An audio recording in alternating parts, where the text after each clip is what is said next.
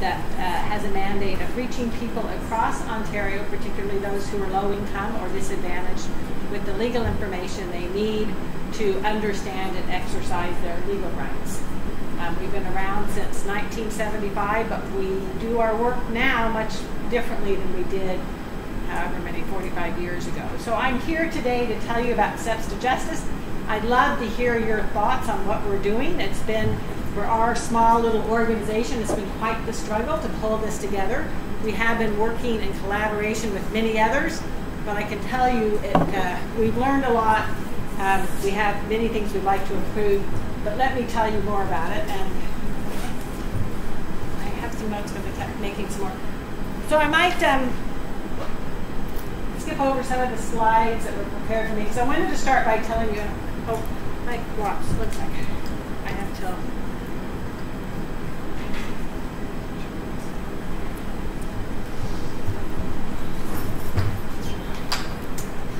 So let me tell you how we came up with Steps to Justice, because I think that might interest you, and then I'll skip over some of the other stuff, because you can see Steps to Justice in your own time, although I will show it to you.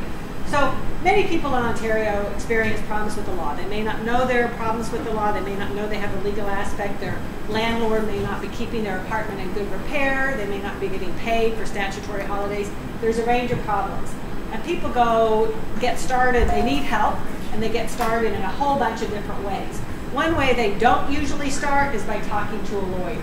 Usually, they will go to somebody in their community or a family that they trust for help, and so there's a lot of research and a report coming out in the next month about how many people go to settlement workers, librarians, shelter workers, a range of people in their communities who are sort of the go-to helpers they trust for the first line of assistance. And with that help, often they get a range of assistance. However, as you all would know better than I know, in the last 20 years or so, an increasing number of people go online to try and get help to get started to address their legal problem. And what happens when they go online? When they when they put their question in the Google or whatever search engine of their choice, well, they will get a plethora of websites and information that they will have to scroll through and figure out what applies to their situation and whether it's reliable and whether they can trust it. Another problem that many users face is once they get to the site, the information is quite general, and at the end of the information they're told, go get legal help, go see a lawyer, because that's what you need. So that's a scenario that we have been discussing at CLEO and with many of our partners for a few years. How can we work together so that we create one collective resource that we pile our information together, we convert it into something that's much more practical and process-oriented, and that people can then easily find and put to use. So that's how Steps to Justice came about. Do you want me to ask for questions as I go or at the end? What's better? At the end, I think. Okay. Okay, that was a little bit about CLEO. We do a whole bunch of different stuff. Historically, we did a lot of print publications that were used by thousands of community organizations across the province that they handed out to clients, that they used in workshops. That's evolved. Now, we still do that because we hear from our partners. We work very close with numerous community partners, just like you, although I have to say this is our first technology community, and I'm excited by the possibility because mostly our partners are settlement organizations, as I said, libraries, housing help centers. A huge number of BAW organizations work with us, employment-related, migrant worker-related, temporary workers. So we're really out there. They are the eyes and ears that inform the work we do. That makes us very different from government, who decides sort of from their perspective what people need to know about the law. We're informed by working closely with community partners. And we do a lot of training. We do a bunch of research training, but all for the purpose of informing our work of giving legal information that people need and can act on. So we work quite closely with the Action Group on Access to Justice. Sabrina Dellin, who is that manager, was supposed to be here tonight. And so to do that slide justice, they have 3 recent sort of initiatives of note, including Steps to Justice, where they've been a major facilitator. Public Perceptions of Access to Justice in Ontario, Millennials, Technology and Access to Justice, and Architects of Justice, which is a podcast. So they have a really good website. You might want to go there and see some of those things. So that's a picture from the launch. You can kind of see all the kind of like boring wood bookshelves because it was at the Law Society. Was anyone there? Anyway, it was a very sort of formal, legal type setting, but that has the Chief Justice and the AG and the head of legal aid and the head of Law Foundation. That's me cut off with the eyes. Anyway, those were all of our major partners, legal partners. We didn't get the community partners. This was sort of more like what I think of as the mucky muck event, you know, to get the sort of the big players out there. But in fact, they have given Steps to Justice their full support, such that they are mentioned on the main page. But much of the content has been developed by us connecting with community. So it's a really interesting, different model than what usually happens. So I think that lists many of our partners. These again are the sort of the major institutions. We work with a lot of legal clinics. I don't know if you know about the legal clinics, but there are 70 independent legal clinics who help people in poverty with their legal problems across the province, and they work closely on Steps to Justice as well.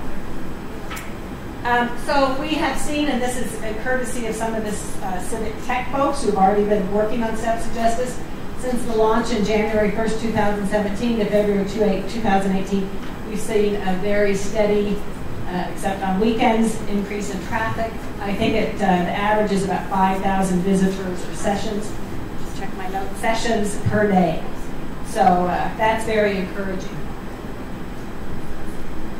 Again, courtesy of civic tech people who are working on this. This shows how people access Steps to Justice, which has really been informative as we've learned from civic tech over the last couple of weeks, because it tells us what work we need to do to make sure that people are finding what they need on Steps to Justice. So this is just really a foundational look at how they get there, mostly through just a general Google search. A bunch of different other ways as well.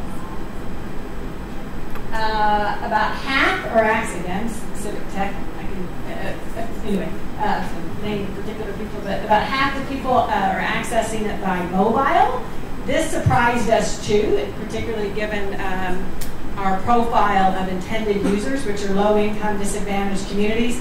But in fact, it shouldn't have surprised us because research tells us that more and more people, including low-income communities, rely more on cell phones now than they do on other forms of computers and landlines. So that's not surprising, but it does mean we need to make sure that Steps to Justice works really well on a cell phone. And I don't think it's what we've always done is made sure that it resizes for a cell phone. I think we need to do a lot more than that, and that's where we're talking to civic tech about it. Legal topics, I think we cover about 10 legal topics or so. Family law, housing, employment are the main legal topics. So we ask, for each legal topic, there are a number of questions and answers and next steps.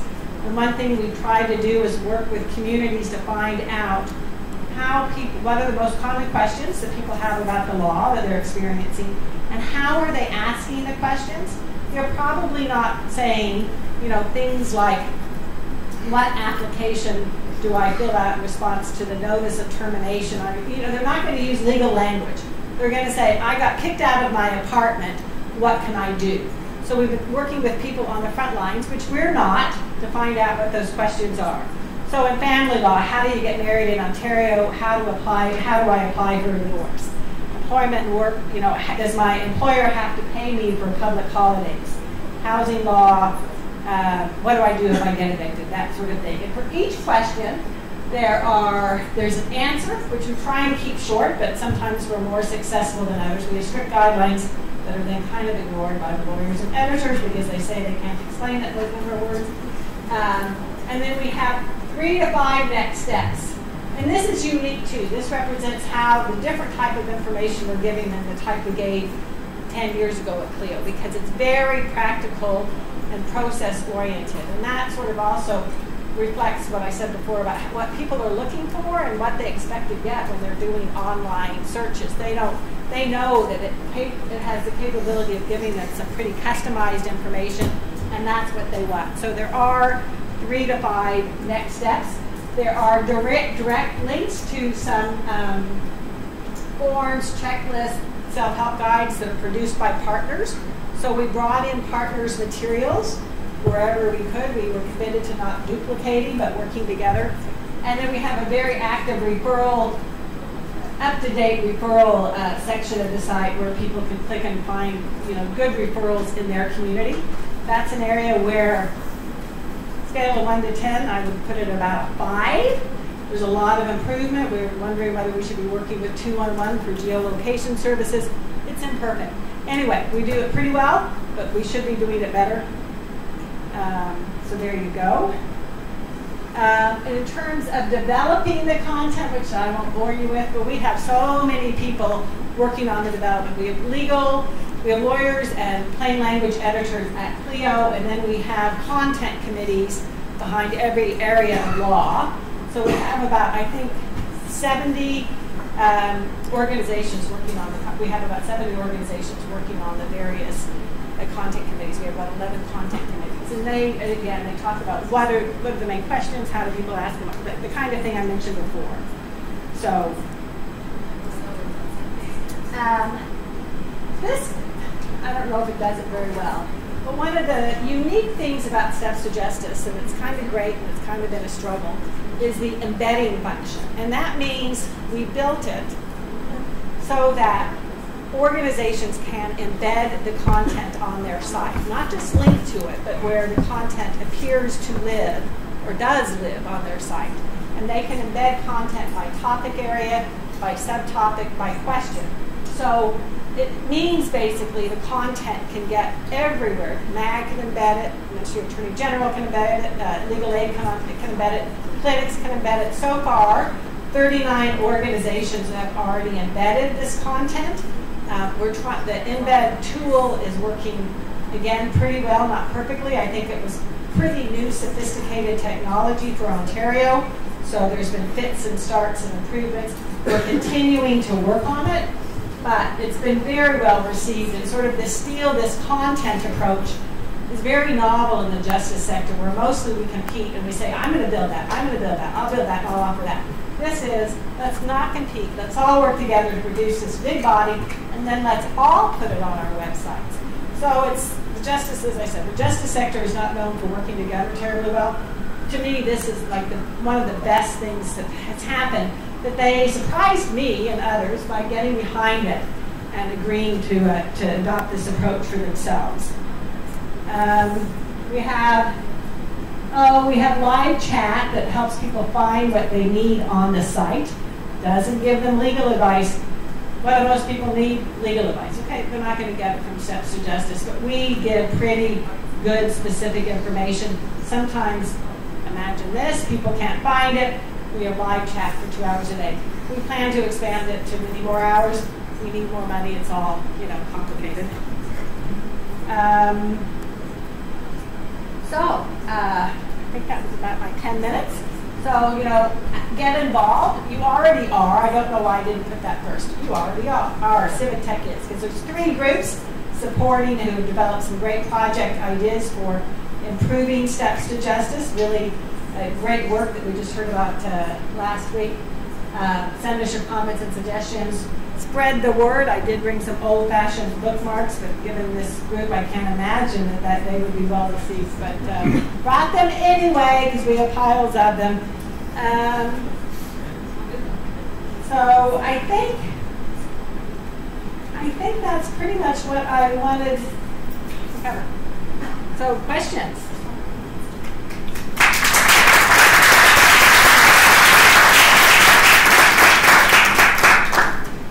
Clearly a focus for Ontario, but what about the other provinces and jurisdictions? How do you feel about that? So all the provinces have a public legal education and information organization with a similar mandate to CLEO.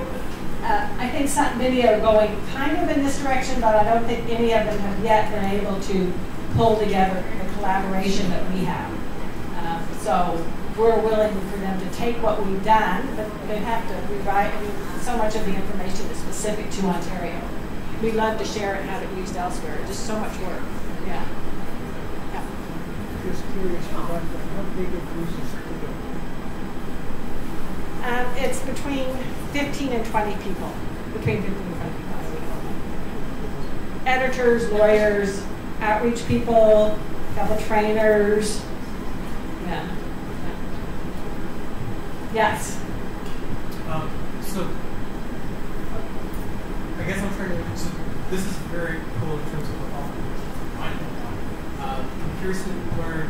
Once somebody has received information, are you measuring if there was any success or to solve the issue? Is there any follow through, or is it just here's the information? You know, I was thinking about that before tonight.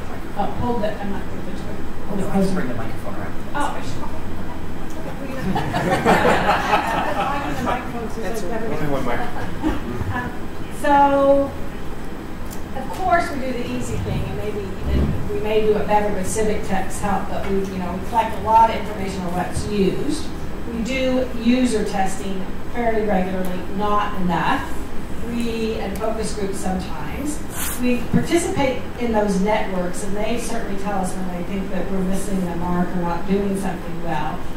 We haven't been able, and I still don't know exactly how we could get at that really good question that you raise of how, can people act on what they find. I think we could get at that, but then are they successful?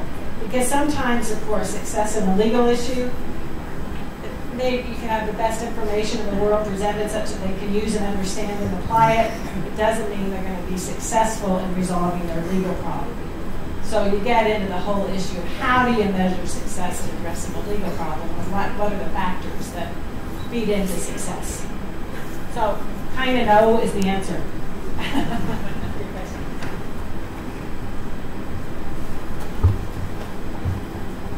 Can you tell us a little bit more about that embed function on other kinds of third-party people's sites, and particularly the idea of fostering more partnership that you say is successful? Were there any aha moments of those groups that embedded the steps piece, and what kind of outcomes are coming out of that? Any exciting stuff? Yeah, they have been very excited. There have been problems that were identified early on, such as tracking for the embedded content on their site versus the rest of their site, and how to integrate the embed smoothly into their site.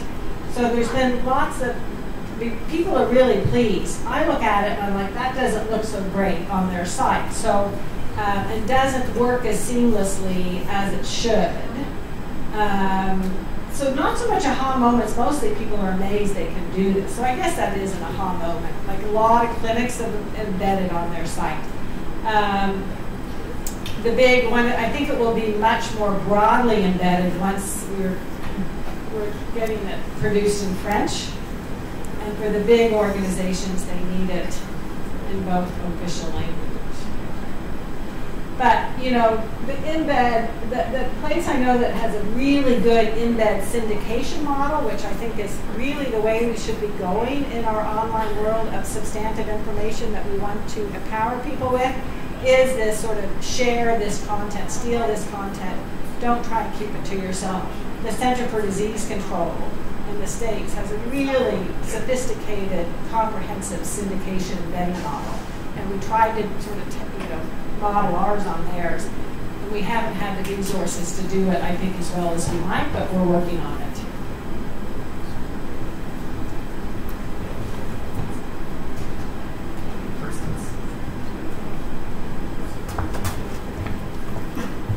Hey, I work with the government of Ontario on their website, and a lot of the problems we run into is the plain languaging of legal content, and also convincing people to do user research on content. How the heck are you doing it? Which part? That's amazing, all of it. Getting legal content into normal sentences. Yeah.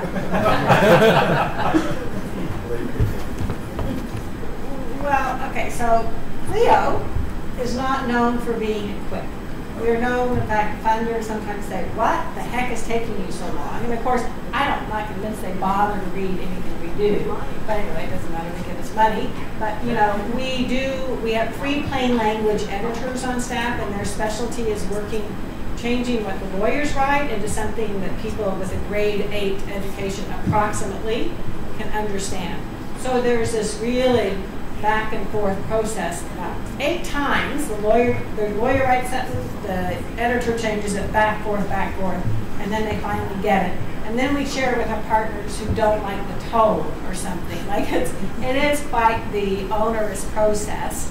We try and always be guided by what does the user need to know. So when the courts say what you've written doesn't maybe reflect on courts so well, it kind of doesn't sound like courts are really keeping up with stuff or whatever. We say, well, you know, we try to be as mild as possible, but users need to know that they may have to wait 3 hours when they arrive at a courthouse. So we try to put it, anyway. So we're balancing a whole bunch of things and considerations in our work, and it doesn't happen quickly. There was some question that the organizer sent me about balancing agility and moving forward or something like that. And I don't know. It's always a struggle. Yeah. We've got time for one more.